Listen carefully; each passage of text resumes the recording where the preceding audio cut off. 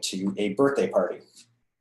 And every birthday party I've been to, you typically just find like really cheap kids food, which is 95% of the time is pizza, which I'm not sure. It's just like, hey, there's kids there. Let's just throw all the crap at them. So first thing that I'll do is I'll reach out to the host and ask what they're serving and then plan accordingly. So number one, if I know that it's not going to be a ton of food that he'll be able to have, is I'll just feed him a big meal right before we go to the party. And that way he's just not like going nuts. Like you turn around and his face is in like a bag of goldfish or something like that. So that's one. I will coordinate with the host about another option. I'll say, hey, are you having anything else for the adults or is that all? And you'd be surprised. Most people are very accommodating. I will bring a safe food with me. And I know this sounds like a little bit of work, but I will make my own homemade pizza and then just bring it in a Ziploc bag. Or I'll bring with me just a bag of organic corn chips or cut up fruit, things that he can have that won't cause as many issues. I realize that one, it's a little bit more work, but it is what it is. If I'm going to a place like Monkey Joe's, and let me tell you, I don't know if you guys have Monkey Joe's where you guys live, but it's a place with like bounce houses and they have birthday parties. But there was a stretch a few months ago where I felt like I was there at least once a week for a month and a half. And all they serve there is pizza.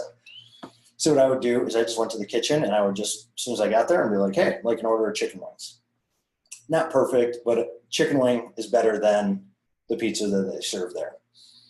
Or in extreme circumstances, which I don't like to do, is I will say, hey, we will just go out to eat after and then just take them out to someplace like Chick-fil-A and things like that.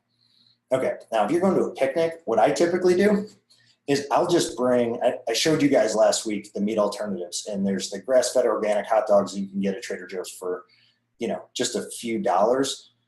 I'll just bring those and say, hey, like I went to a karate picnic a few weeks ago, and I just said, hey, I didn't know we were supposed to bring meat. You mind if I throw these dogs on the grill? And that was it. So, I realize that this is more thought and planning than just going with the flow and letting our kids have what everyone else is having, because it does require a little bit more effort. I always have to tie it back to my why. And my job as a father is to help my son reach his potential. And in doing that, it is to, remove things that are in his world that can cause him harm.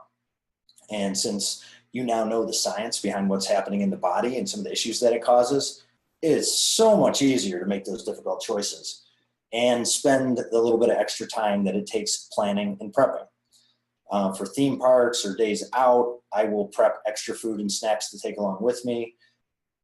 Saving the eating out when we really need to or on special occasions. And you can reference back to last week. I went through, the exhaustive list of different types of snack ideas and lunches and things like that I pack.